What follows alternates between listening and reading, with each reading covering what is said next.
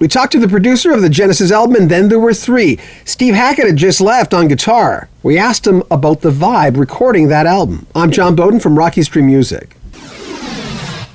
And Then There Were Three was the first time that Genesis sort of changed. Well, maybe the second time. Obviously, they changed after Peter Gabriel left in the mid-'70s. But Steve Hackett had just left this time. Another one of the classic lineup. I asked David Hentschel.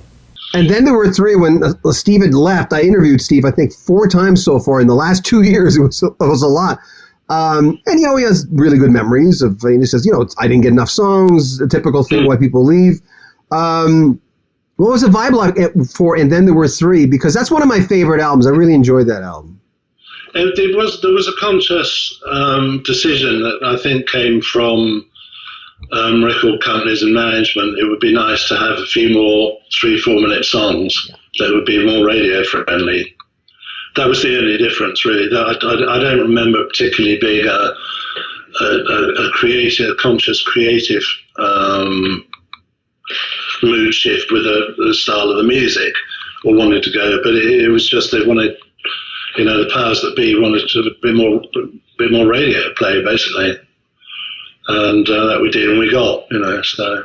And then, the earlier albums always... People didn't like it as a result. A lot of the Genesis purists. Well, yeah, the proggers. Brothering kind of people. Yeah. Genesis have lost it now. They've gone all commercial. But hey, they went a lot more commercial after that. And you mentioned it off the top. What artist would you like to work with again that you've worked with before? Because as the final chapter in your career, that would be appropriate, but who would it be?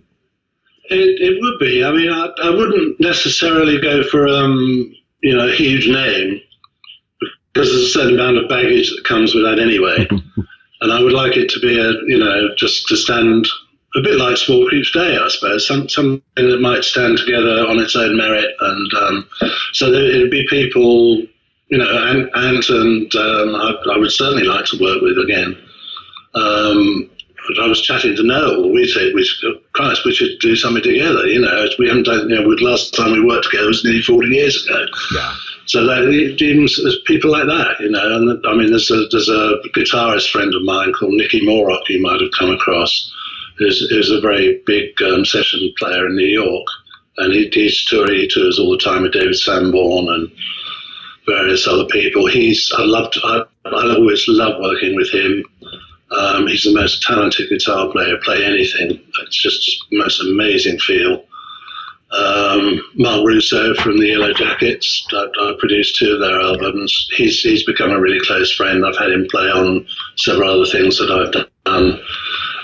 We always get on like a house on fire. So it's that kind of thing where you share the same sensibilities, and if you sit down, immediately what the other guy's going to do and what you can expect them to do, and they always come up trumps and do it.